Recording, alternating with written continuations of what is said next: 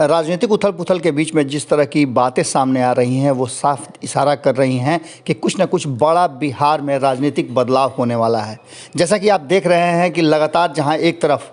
तेजस्वी यादव शादी के बाद से राजनीतिक बयानबाजी से बिल्कुल अलग थे, वहीं उनकी पार्टी की तरफ से लगातार बयान दिए जा रहे थे। इस बीच में कई ऐसी घटनाएं हैं जो घट रही थी और इन घटनाओं के बीच में तेजस्वी यादव को खोजा जा रहा था कि आखिर नेता प्रतिपक्ष कहाँ हैं।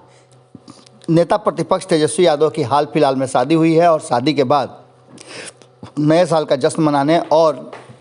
कहा जा रहा है कि अपनी पत्नी के साथ वक्त बिताने के लिए वो बाहर निकले हुए हैं। लेकिन इन सब के बीच में अचानक से एक खबर आ रही है कि सब छोड़ छाड़ करके छुट्टियां मनाना छोड़ करके तेजस्वी यादव पटना के तरफ बहुत जल्दी कुछ करने वाले हैं और नए साल के ख़त्म होते ही जल्दी ही पटना आएंगे और पटना में एक बड़ी बैठक का आयोजन किया जा रहा है। ऐसा हम इसलिए कह रहे हैं कि लगातार आप सुन रहे होंगे कि जिस तरह से एनडीए के भीतर जो कलह चल रहा है और जिस तरह की बयानबाजी चल रही है उसने साफ इशारा कर दिया है कि कुछ तो बड़ा होने वाला है। एक तरफ जहां नीतीश कुमार समाज सुधार यात्रा पर हैं, वहीं भारतीय जनता पार्टी पूरी तरह से अब एक नए सिरे से अपने राजनीति की शुरुआत कर रही है। जहां भारतीय जनता पार्टी के नेता इस बात को अब ज़्यादा तवज्जो दे रहे हैं कि जो वादा उन्होंने 2020 के चुनाव में बिहार की जनता से किया था वो पूरा करेंगे। इस बीच में कई सर्वे आए, उस सर्वे को लेकर के भी अब बिहार में भारतीय जनता पार्टी अपने आप को अलर्ट करने के मूड में आ गई है। जैसा कि आप सभी जानते हैं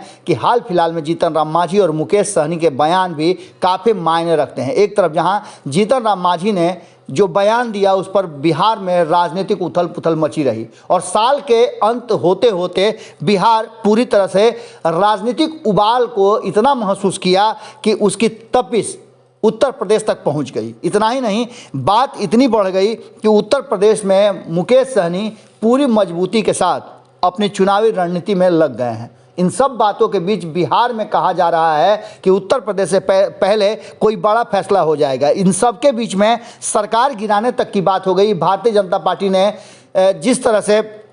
जीतन राम मांझी को चैलेंज किया कि यदि है हिम्मत तो सरकार गिरा दें, रोड पर आ जाएंगे, उसी के जवाब में दूसरी तरफ जीतन राम मांझी की तरफ से बयान आया कि आपको शायद गलतफहमी है और भारतीय जनता पार्टी के नेताओं को स्पष्ट तरीके से जुबान पर लगाम देने की बात की, वरना परिणाम भोगने की बात हुई। इस बीच में आपको बता दें कि राष्ट्रीय जनता दल की तरफ से लगातार जीतन राम मांझी और मुकेश सहनी से सॉफ्ट कॉर्नर दिखाते हुए उन्हें निमंत्रण दिया गया है कि वो जैसे ही छोड़ करके आएंगे उन्हें उनकी मांगी मुराद पूरी कर दी जाएगी और सरकार बदलने के लिए वो हमारे साथ आएँ। इन सब बातों के बीच में जिस तरह की भीतर खाने में चर्चा चल रही है कि कहीं ना कहीं मुकेश सहनी और जीतन राम मांझी के बीच में हुई बैठक के बाद से दोनों जितना खुश नजर आ रहे थे उससे साफ लग रहा है कि कहीं ना कहीं भीतर खाने में कोई बड़ी बात हो गई है। और लगातार जब भारतीय जनता पार्टी को छोड़ करके नीतीश कुमार 36 के आंकड़े के साथ चल रहे हैं, वहीं महागठबंधन में जहां एक तरफ कांग्रेस तैयार है, राष्ट्रीय जनता दल के लोग लगातार कह रहे हैं कि जल्दी ही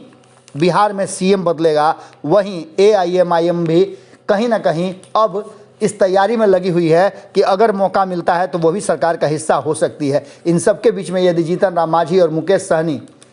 शर्त को मान लेते हैं तो आप समझ लीजिए कि कहीं ना कहीं एक बड़ी मीटिंग तेजस्वी यादव के साथ होने वाली है और नए साल में नई सरकार देखने को मिल सकती है, जैसा कि भीतर खाने में चर्चा है और राष्ट्रीय जनता दल के लोग दावा कर रहे हैं। जुड़े रहिए भारत लाइव के साथ, खबरें लगातार जारी हैं। अगर ये वीडियो पसंद आई और वह बिहार के राजनीति और बिहारियत से सरोकार रखेनी तो सब्सक्राइब बटन दबा के चैनल के सब्सक्राइब कर ली। ओजे एगो घंटी बा, ओकरा बटन दबा देला से